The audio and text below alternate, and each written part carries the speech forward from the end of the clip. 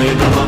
त्वमेव माता च पिता त्वमेव, त्वमेव बन्धुश्च सखा त्वमेव, त्वमेव विद्याधरणं त्वमेव, त्वमेव सर्वं देवदेव देव। कायेन वाचा मनसेन्द्रियैर्वा बुद्ध्यात्मना वा करोमि स्वभावात् करोमि यद्यत् सकलं परस्मै नारायणायति समर्पयामि। अच्युतं केशवं रामं